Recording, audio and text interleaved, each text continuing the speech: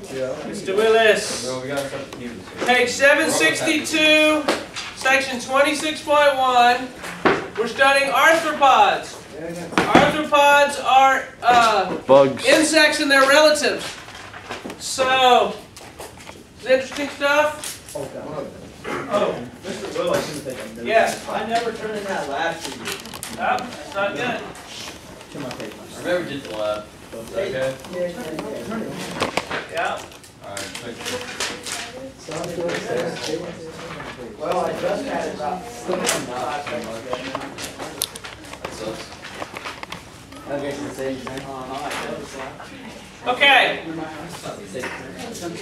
Oh, there it is. That's the name. Rock Slayer. Yeah, do it. All right, I need everyone to stop talking, Ellen Grace. Turn in the right page to the book, 762. Whoops. Can I go get it? Yes. Ellen Grace. Okay.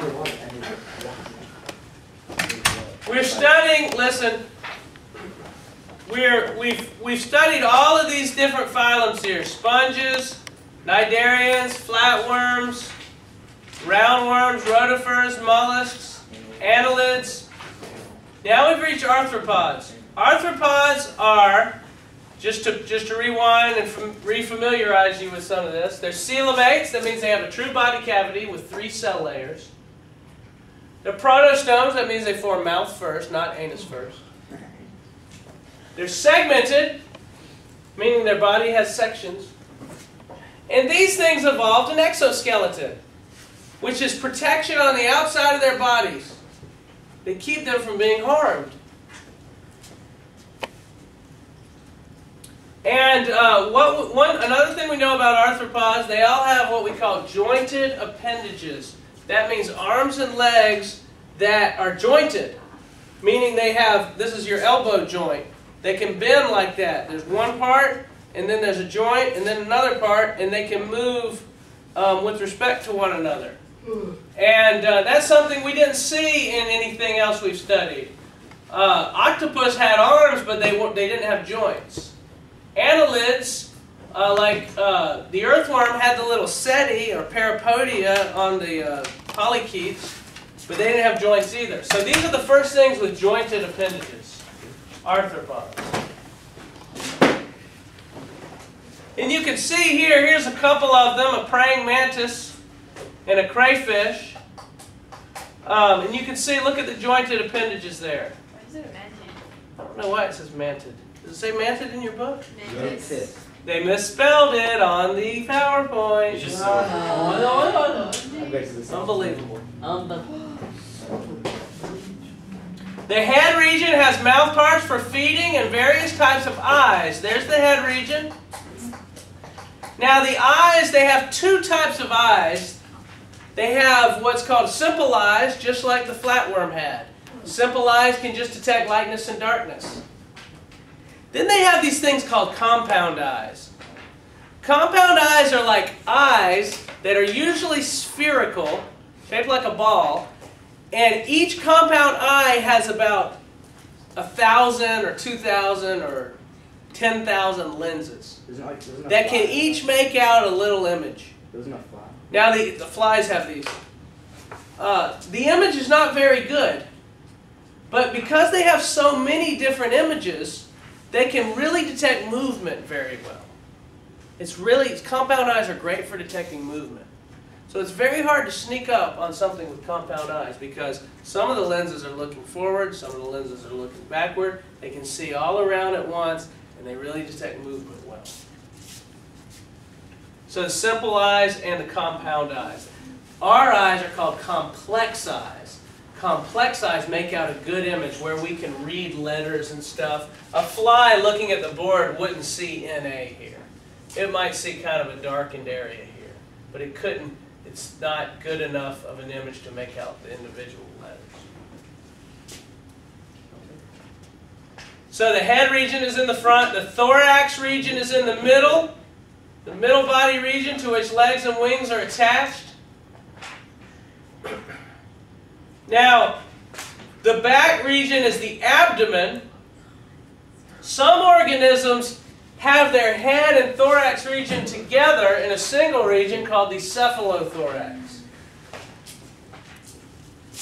with the abdomen and back. Notice when you look at the abdomen, do you see the segments? Yes. You can tell these things are somewhat related to earthworms. Because earthworms have segmented worms. Segmented worms evolved into these things. Right. Some segmented worms evolved into the insect.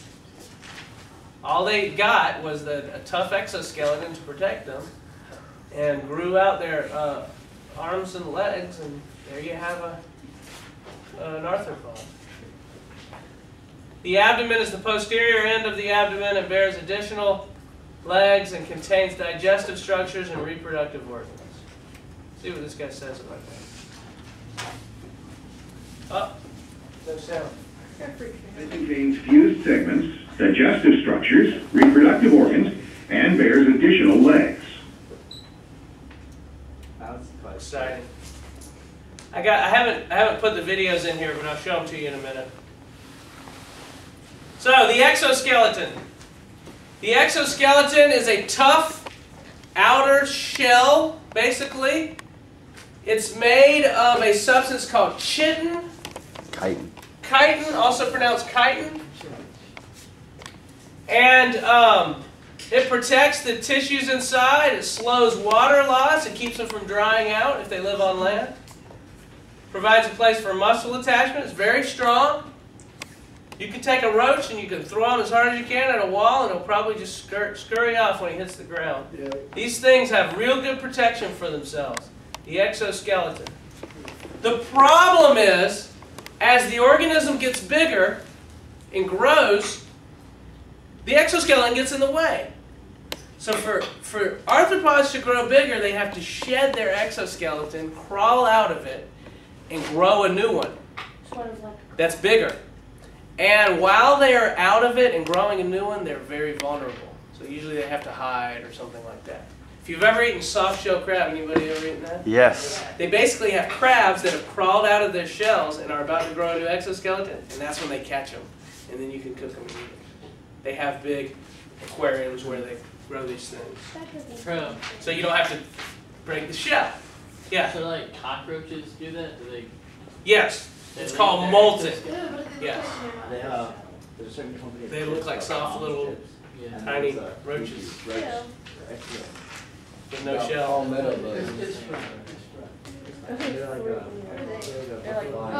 I'll show you some video footage of exoskeletons in just a minute. Now, what about the appendages? What about them? Appendages are things sticking off the main body. Arms and legs, wings, antennae, swimmers, pinchers, fangs. There's all sorts of appendages. And so they have all kinds of functions: feeding, mating, sensing, walking, swimming. Flying. Flies can eat all kinds of things. They have digestive enzymes they release when they land on some food that digests it and breaks it down into tiny molecules, and then they suck it up. Like poop. Some flies have biting mouth parts and can suck blood. Molting. Here's a arthropod molting, leaving its exoskeleton. There's the old exoskeleton, and there's the soft-bodied animal leaving it, and it will then grow a new one. What they often do, is drink a lot of water after they get out of the old exoskeleton, and that makes their body expand. Then they grow the new exoskeleton. Then they pee out all the water, and their body goes back down, and now they have a big exoskeleton that they have room to grow into. Just like a snake. Yes. You're shooting. Oh, can I get my jacket? Yes. Cold? You can just wear mine. Yeah. Isn't it just like a snake? Make sure It's similar to a snake. Snake shed, also, yeah. Why every picture I've seen with like the cicadas moving, why do they get up so close that to their body? Why is their body No, so... he's coming out of the body. Yeah, he's coming out of the body. That's his old body, Grandma, you the teacher? Go get your jacket. and that's the one leaving. Just leave. Does that make sense? Yeah. Wait. He's leave. That's the body that he used to have, and he's leaving it.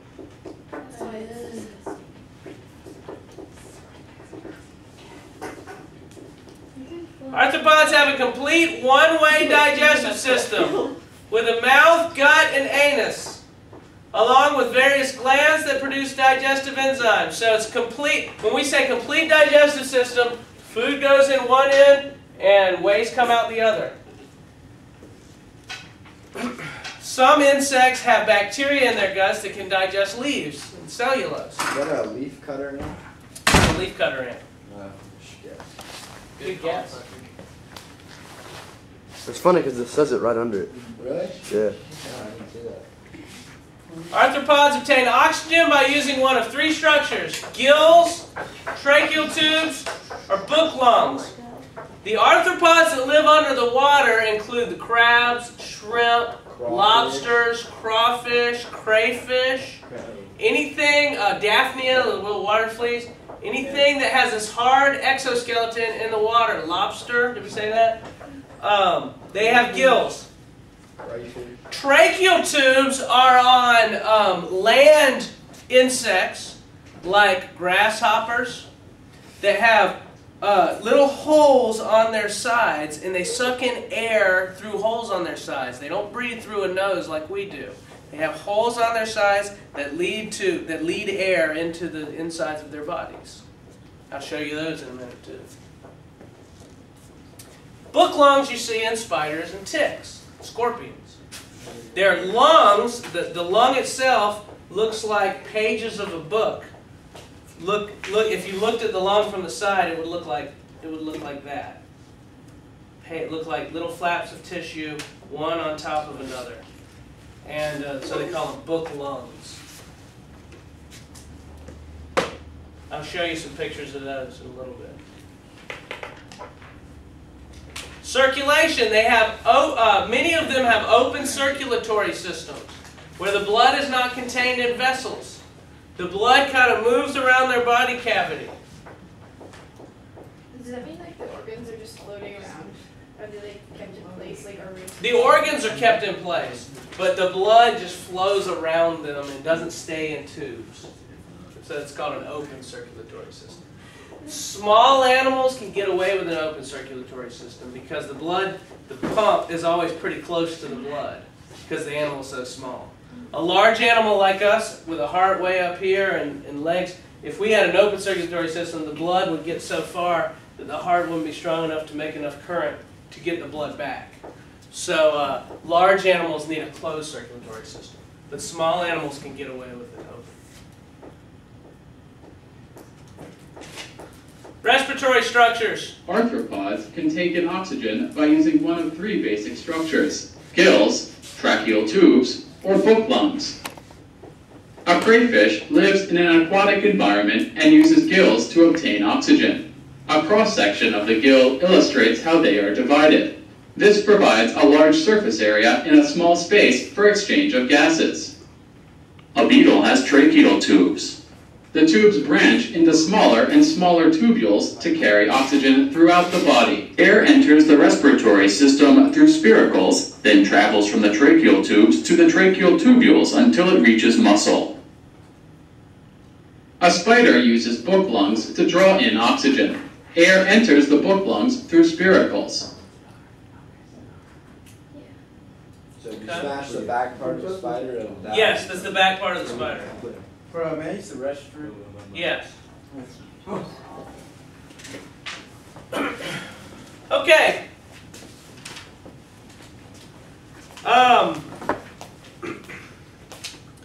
To excrete their wastes, arthropods have what's called Malpighian tubules, which empty into the gut. And basically how this works is, here we have the body of some insect, some bug. This is a bug. I can tell.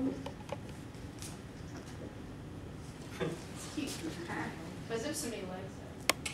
Now, it will have, here's its mouth, and it has a stomach in here, and it has an intestine, and eventually it has the waste come out the anus. So that's the digestive system. Draw some waste. Good, huh? They'll have special tubules called Malpighian tubules that basically collect nitrogen waste and insert the nitrogen waste into the digestive system. So any of the waste products floating around here, let's pretend this is a little waste product right here. Just floating around, it'll get sucked in here and then go out the anus when the thing goes to the bathroom. So, and I'm talking about liquid wastes here. I'm talking about nitrogen waste. I'm talking about pee wastes. So, insects don't have a separate area where they pee comes out one hole and doo-doo comes out the other hole. The pee and the doo-doo both come out the same hole together. The anus. Yes? How many Malpighian tubules are in the bug? I don't know. Great question. Probably differs. When they draw pictures like this, they show it kind of like I've drawn it. But I don't know if that's all there is or if they're just showing a few of them. You should be like the UPS guy. Maybe you could probably look it up on Wikipedia or something. I'll do that after school. We have practice after school, bro. Well, I'll do it sometime. What? Oh, you have a faculty meeting. You can't go, can you? No, I'm going to practice. Oh, well, there you go. I already talked about the compound eye. I'll show you some pictures and video footage of that. Hearing. Most of these organisms have a little vibrating patch of skin on the side of their bodies called a tympanum. What? Me too. If you look under the wing of a grasshopper, there's a little patch of skin. It just looks like a little circle. And that's their ear. And it can vibrate. If you make a noise, the little membrane vibrates, and that's how they hear. The tympanum. That's their ears. And they're usually located on the sides of the bodies of these organisms. What makes the sound of the grasshopper? Is that what helps? It vibrates its wings or rubs its legs. It depends on the organism. Or it's usually a combination of the two. But like if you hear a fly coming along, bzzz, that sound you hear is its wings flapping. The wings are flapping so fast it makes a sound. I'm off on Hmm? another super question. Kind of answer my question. So they can be, where are the tympanums? They can be on the legs, on the abdomen, on the thorax.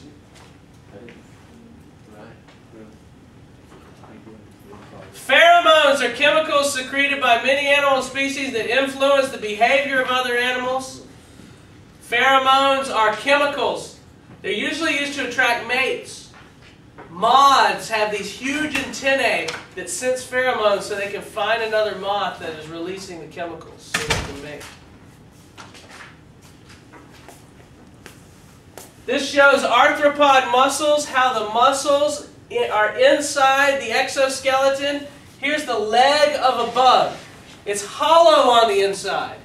And the muscles attach to the inside of the exoskeleton, and the muscle contracts and it pulls on the exoskeleton to move the muscle.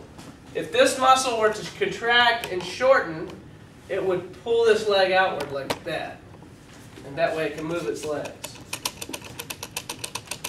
Humans have a similar system of muscles that contract and shorten. Later, when we do human anatomy, we'll talk about how our muscles work. Now, the arthropods actually come in three big groups. The first one's called the crustaceans.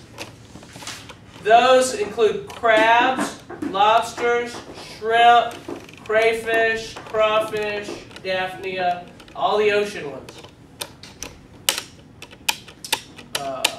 Horseshoe crabs. No, I'm sorry, not horseshoe crabs. Horseshoe crabs are actually classified with spiders and their relatives. Horseshoe crabs are relatives of spiders. I don't know if you knew that. Weird. Spiders, ticks, scorpions, horseshoe crabs are this group. And then this group are the insects and their relatives. That's the most numerous group. So we will talk about each of those groups the next 2 or 3 days. The next, hold on, let's see how many days. The next 2 days we talk about this group and this group. We talk about these 2 groups tomorrow and this 2 group the next day. Now, I didn't have time to put my videos in there, so let me show you the videos. Insect videos.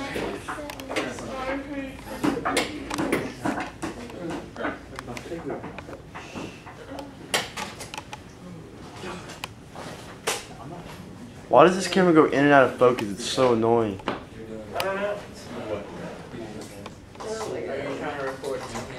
No. Let's see. Oh my. I like.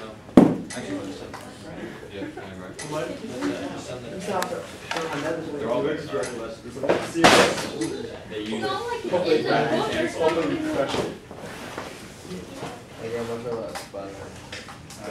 He's filming these videos. There's always a spider. There's only, you know, you swallow 6 spiders.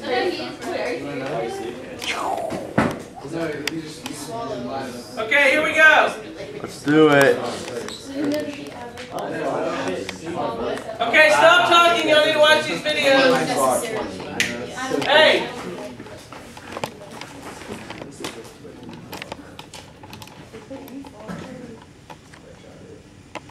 Millipedes, meaning thousand-leggers, are usually found living in dark areas.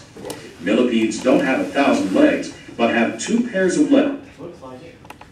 Dung beetles can detect the presence of fresh dung within 1 minute of its being produced. Honeybees belong to the order Hymenoptera, meaning membrane wings.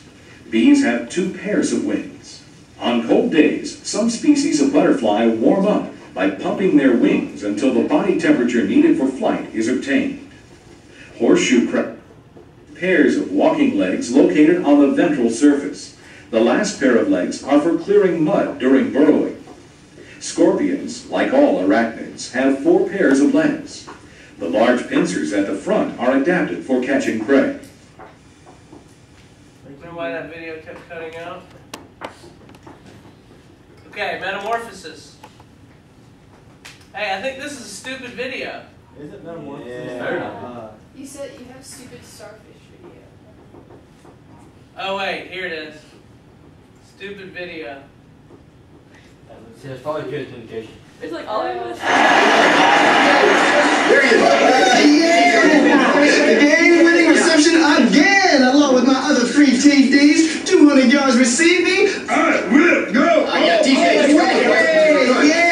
I'm taking autographs, but I'm taking shoe contracts right now. But let's go. We have a question from the back there. Over here, TJ. Fans want to know, why is your team called the Lobster? Well, simple. Well, they call us the lobsters because of our protective equipment, right? Yeah, that's it. You see, lobsters, they're arthropods, right? And one of the arthropod's most important pieces of natural equipment is his exoskeleton. You see, the exoskeleton is hard and it's strong and it's on the outside. Hey, but don't you want to know about my game? Yeah, that was terrific, TJ, but the fans really want to know. When an arthropod grows too big for its exoskeleton, what happens then?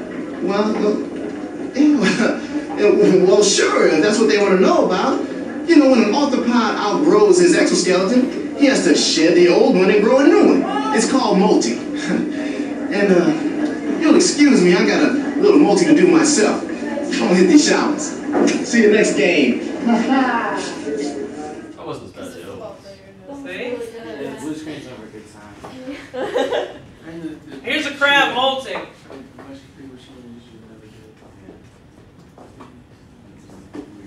The exoskeleton of arthropods, such as this crab, does not grow along with the animal and must be periodically shed. The new exoskeleton is soft, and the organism must hide for protection until it hardens. See that soft shell crab? Can we watch it again? Well, especially in fast forward, you can see it coming out. And that's just dead shell. I mean, it just sits there. I need that. Okay.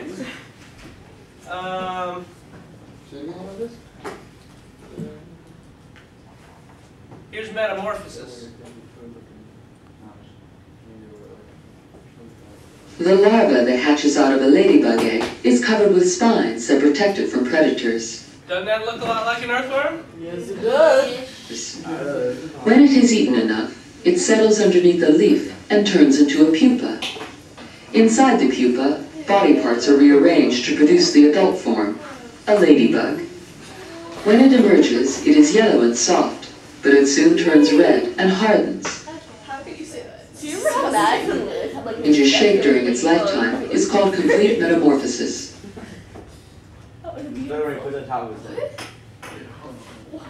Everybody loves ladybugs. A ladybug changes shape during its lifetime is called complete metamorphosis. Bro, why is it called ladybug? I don't know. Because they're all female. No, they're not. No, they're not. Are they? History was. Yeah. And they're scared of ladybugs. Here's a water flea. Inside a drop of water no more than a quarter of an inch wide, quite large animals actually do give birth, or at least try to. This Daphnia, or water flea, is having considerable trouble launching its young into the world.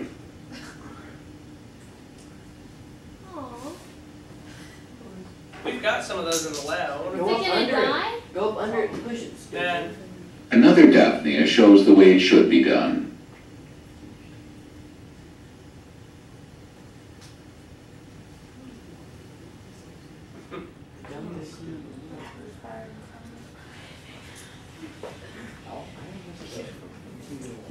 This is a dragonfly, bro. Diving spider. Can dragonflies sting people? Nope. Some can. Starfishes are a kind of derms, animals that have spines.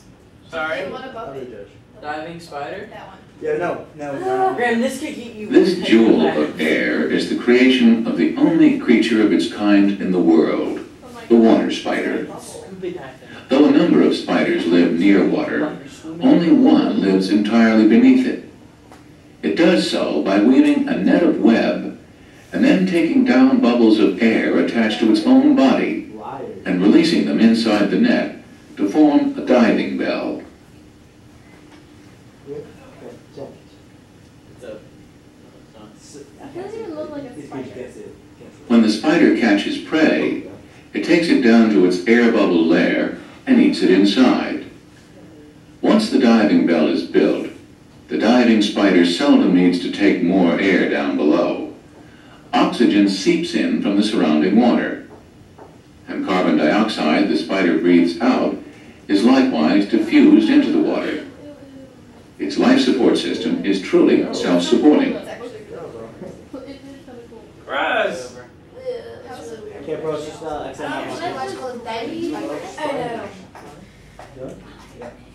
Bro, let's do another. Let's do a basket star or something. Yeah, do like a really weird spider one. Just stop talking about spiders. Graham, why don't you quit being a little girl? We're not butterflies.